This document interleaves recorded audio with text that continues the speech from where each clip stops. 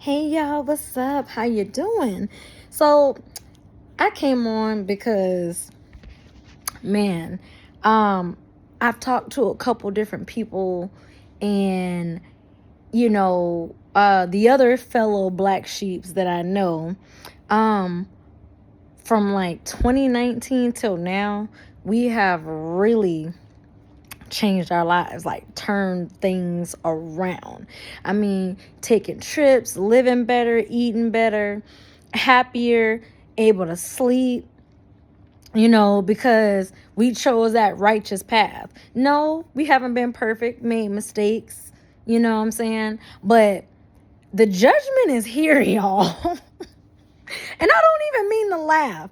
I seriously don't. I'm laughing with joy because the black sheeps of the world have nothing to worry about. This is our time to shine. This is our time to be happy, to be succeeding and successful. Whether it's in a marriage, a relationship, at our job, getting that dream house, that dream car, whatever it may be. It is our time to get what we want and been desiring, because for so long we've been sabotaged. Obstacles have been in the way.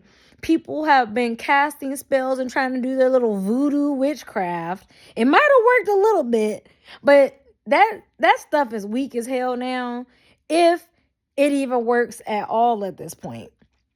Now, I say all this to say, I find it interesting what's going on, because God just be telling me stuff. And some of the stuff that God reveals, I'd be like, you could have kept that information to yourself.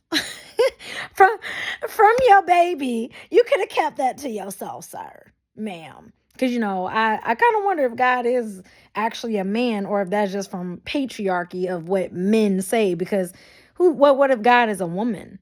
And I say that because God controls everything. The Most High, right? Why is karma a bitch? Who do you think dishes out this karma? You know what I'm saying? I'm just saying. But, I just find it so interesting because, I'm at work. I'm minding my business. And all of a sudden my phone rings. It's my cousin. I ain't talked to her probably since 2022, right? So all of like last year, we talked here and there, but only time we talked is if I reached out, right? Same thing with a lot of other relatives. So I'm like, well, shoot, if I'm the only one reaching out, I just won't. You know what I'm saying? Shit, whatever. I'm living the good life, all right? So next thing I know, she calls me like a few days ago. First thing out her mouth. Yeah, I had talked to our uncle, and he said he ran into your brother, and your brother told him that he's on dialysis. Why do you feel I need to know this information? Like, what reaction did you think that you would get? Because all you got was like a, huh. I mean, indifferent as hell. I'm not excited for somebody's death, no. But I'm not hurt like, oh my God, what happened? I don't care. I mean, this dude had 40 years on the planet to be righteous. He had 40 years to manage to truly get a relationship with the Most High. 40 years to put down the crack pipe and all the other drugs and drinking and the immoral sex and all this stuff, right? You've had 40 years to get your life and your house in order and to respect your temple, okay? But no, you just wanted to go out here and smoke all the weed you want, drink all the alcohol, smoke all the cigarettes, have all the sex. Now, here you are, goofy ass, on dialysis. Kidney, you're basically at kidney failure when you got to go to dialysis. But see, I'm such a black sheep. Oh, she don't know nothing. She don't know what she be talking about. Well, if I don't know what I be talking about, Why do you and mom be tuned in? But y'all think that I don't know. God be telling me stuff and I just don't be caring. Like, I just hit a point where I just don't care. I really don't. Like, I am very empathetic, but I'm selective with who gets my sympathy and empathy. You know, I mean, look, I don't got a kidney for you. I don't even think we the same blood type. All right? I can't donate blood or a kidney. And I have no money to give you either. The only thing that can really save you at this point in time, sir, is herbs. God's, plant-based diet, the herbs from the ground that can actually restore balance and homeostasis inside your body and get your kidneys back at functioning level. But see, you're so fucking hard-headed that even if I manage to actually get in contact with you or even send through the grapevine like damn game of telephone, hey, such and such, send this message. Next thing you know, the message goes back to my cousin, to my uncle, to my brother. You still gonna be hard-headed. You still gonna keep drinking soda, eating greasy ass food or whatever your diet is, sniffing, snorting, heroin, crack, cocaine, whatever, meth. You done did everything under the sun. So I don't understand why I need to know this information, Like, what? Is that supposed to make me feel bad? Is this supposed to make me suddenly get on my knees and pray for you? Like hearing this news does nothing. It does nothing for me and it does nothing for my brother. Me being notified of this. It doesn't do anything for me. Since you're mommy's favorite child, the white sheep, the golden child, you know what I'm saying? Go live with her. Y'all can take care of each other. I mean, you on dialysis, she dying of AIDS. Y'all both got the slow burn going on. Because it is divine judgment. She has 62 years on the planet to do right. To actually cultivate a relationship with God, the Most High. But no. Instead, she goes out there sinning, immorality, sexual immorality, having 2 children out of wedlock, never been married. Narcissistic women, they will go and use their assets to get a man. They will use a baby to keep a man. I mean, it's sad that my dad had to file bankruptcy because he was in a custody battle with my wicked ass narcissistic mother for 10 years over me. And this man has been dead since 2015 at this point. So, I mean, damn. Then when you find out how the man died, you laugh. How evil can you be? All that talk about, see, I would consider my narcissistic mother to be a baby mama terrorist. Okay? You had this baby, me, and you used me as a pawn to get to him because he didn't want a relationship with your crazy ass no more. I don't have a relationship with your crazy ass no more. That's why you up there, well, like father, like daughter. Well, guess what? Just like you drained him of his finances for 10 long years, you would do the same to me because vampires don't change their fangs. Their fangs may get longer, but it don't change a vampire. Vampires go for blood. They drain your energy, your time, your resources. They will literally bankrupt you like she did my damn dad. But the irony is this. Later on, who became bankrupt? Her. Later on, who became homeless? Later on. See, we all reap everything we sow.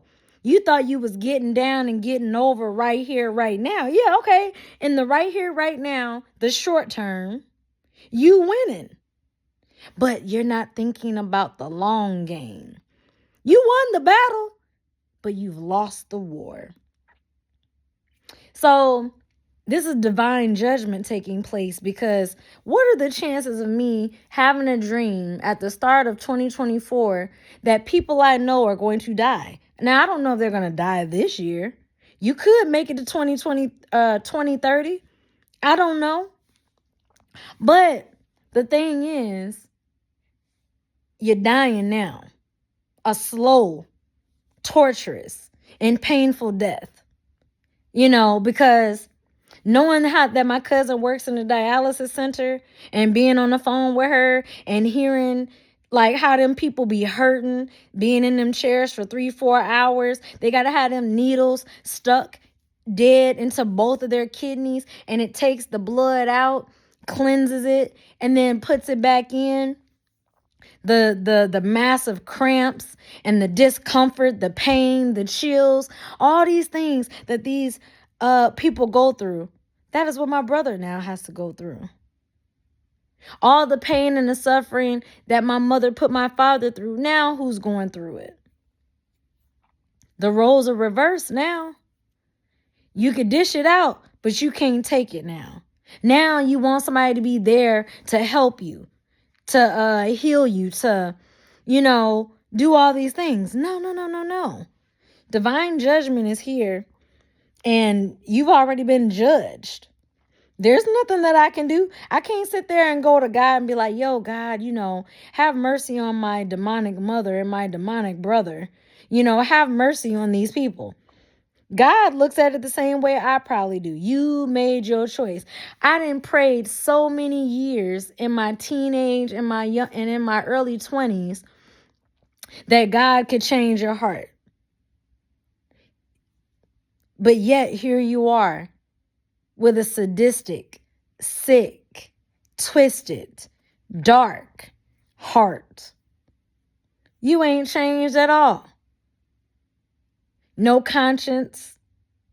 Because if you had a conscience, how could you do the things that you do? And I'm just speaking on the narcissists as they are. I don't know if my brother is a narcissist, but it's probable. The percentage is pretty freaking high if you ask me. I mean, it's not often you're going to have just one narcissist in the family. No, you're backed by a system of them. And this is hence the term black sheep, because black sheeps are the one that speak out against dysfunction, toxicity, wrongdoing, devilish shit, evil shit, wicked shit. But no one's ever going to sit there and say, I'm evil, I'm wicked, I'm deceptive, I'm a liar, I'm a cheater, I'm this, I'm that. They're not going to say this. Because you know what it looks like, you know what it sounds like, and you know how it will be viewed. And you also know that your targets would walk far away from you. Which leads me to the next thing. If you've ever found yourself emotionally manipulated by a narcissistic man or a woman, and they've said something like, you deserve better than me, say less, say less, Sway. Get out that relationship, because people know themselves better than you do.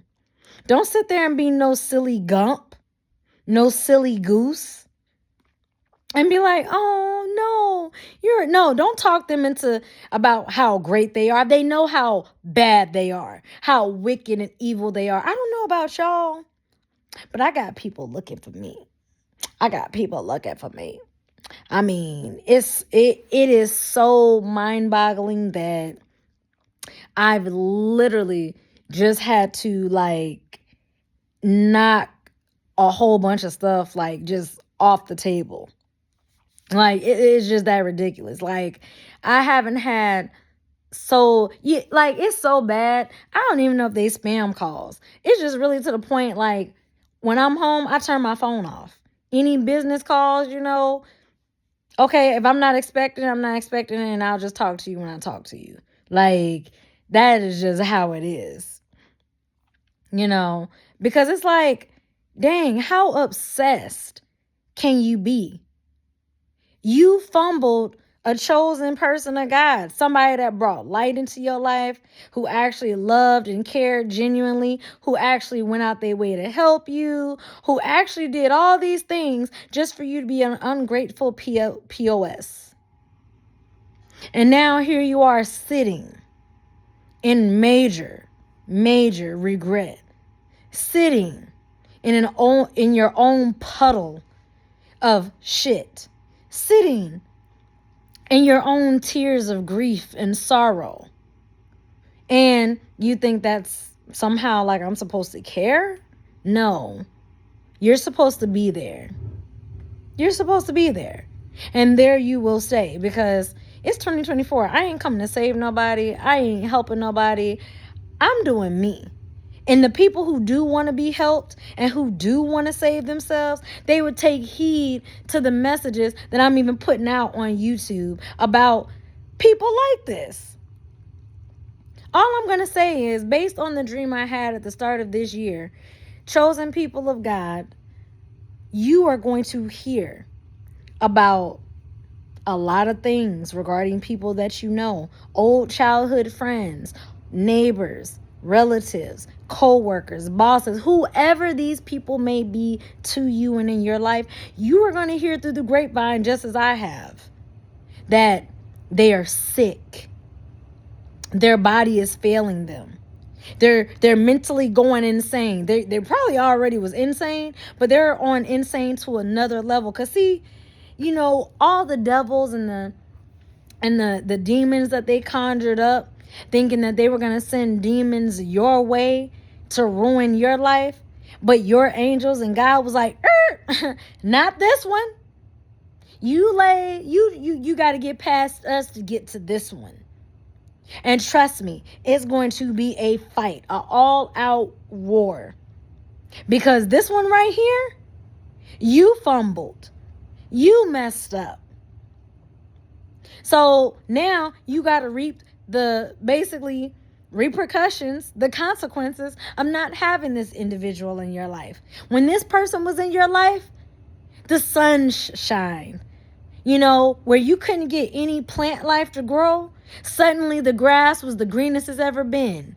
Roses are growing all of a sudden. Trees miraculously sprouting up with luscious, juicy fruit. But when you kicked that person out your life and you was ungrateful and spiteful and vengeful and you were hateful of this person, when they left, all of the riches and the prosperity and the abundance and the blessing and godhood walked off with them. And now it just rains and it pours and your car's underwater. Your house and your basement is flooded. Pipes bursting left and right. Roof then caved in. Now your house has to be labeled as abandoned. Your car won't start. 1,000,001 car problems. You lost your job. Can't find another. Homeless under the bridge. And then you want to sit there and cry. Oh, I'm hungry. Well, you had food. You had that fruit from the fruit trees of when God put that person in your life. Because see, you claim that you prayed for this and that and all of this. And then when God sends his earth angel into your life to better it, you didn't take advantage of it. Instead, you decided to stab that person in the back and slit their throat and do them dirty. Well, guess who's on the way to the grave now? Funny how karma works, huh? And to me, instead of fighting, this is how I feel. Instead of fighting to live, just give up the ghost. Because I promise you, it'll be much more peaceful than going through the drug addict withdrawals, than out here having cramps and all the problems that come because your kidneys is failing you. Once your kidneys is gone, I mean, you're dead anyway. You know, you need at least one functioning one. And from where I'm sitting, y'all ain't got the cash, so dead that ass. Like, facts. And so the only solution you have is to really get right with God. And if you never do, then I mean, go ahead and meet Satan then. But you're trying to prolong your years on earth. Why? Because Satan, he he going to demote your ass and punish you. You're already being punished. You're already being punished. Those same demons that you conjured up and tried to send to God's people to wreck and destroy their mental state, emotional state, break them down spiritually, cause illnesses in their bodies physically, destroy their finances and everything that can bring them any amount of joy and happiness. Look who's sad now. Sad. So sad. But I mean, it's better just to go ahead and give up the ghost. I mean, at least you ain't got to be in this physical body suffering. Can't nobody tell you where your soul gonna go. But I mean, if you're in purgatory, well, I mean, you probably would deserve it. If you go to hell, I mean, you're kind of already there in a living vessel. And God's chosen, the ones who have done right and have had pure heart or have pure hearts and good intentions for every person that they meet. Those are the ones living in heaven on earth right now. They're not worrying about their finances. They're not, I mean, yeah, you're going to worry about human related things, but not at the level. You're not going to be judged like these damn demons is, I mean, they are literally eating these people alive from the inside out. Their number one thing is to come and kill, steal, and destroy. Don't let them steal your joy, because I don't know about y'all, but I got my, bitch blocker shades on. I'm laid out in the sun chair in a bikini, drinking a pina colada, and life is looking real good for me. And all of the rest of the guys, chosen children. So the only ones that are facing judgment right now are the unrighteous ones. They're going through it. And I mean, they are being dragged through the mud. And you can be very empathetic and have sympathy, but I draw a line for my empathy and my sympathy because they don't deserve it. These are the same ones, those people who say, well, you should forgive and forget and this and that and the third and blah, blah, blah. That's why you keep getting hurt over and over and over, because you're dumb. I have logic, and logic says, fool me once, shame on them. Fool me twice, shame on me, because they showed me the first time, what is going on. So, just saying. But I mean, it's unfortunate, but you got to let the cards fall where they may. You can have empathy and sympathy for these people if you want to, but it's not going to help them. It's not going to change them. It's not going to make them be better people. Not at all. Nothing's going to change. And I had reached a limit long time ago of trying. So that's why I'm just like, oh, okay. I mean, dang. Condolences, rip, send me an obituary so I could write them in the family tree exactly who the fuck they are and what the fuck was wrong with them. You know what I'm saying? Because the eulogy ain't going to be nice. The eulogy is going to be facts. So anyways, y'all, peace, positive energy always creates elevation. This is just a reality that a lot of people have to face. Draw the line for your sympathy and your empathy, because everyone doesn't deserve it, especially if they screwed you over multiple times. So either you're going to learn or you're going to keep letting the snake bite you and poison you. Okay? I mean, a snake is a snake. It's going to continuously stay venomous. Red and yellow kill a fellow. You know what I'm saying? I mean, unless you got money and time and resources to keep just going in circles over and over and over, be my guest. Go be a clown. But hey, I warned you. Let the cards fall where they may.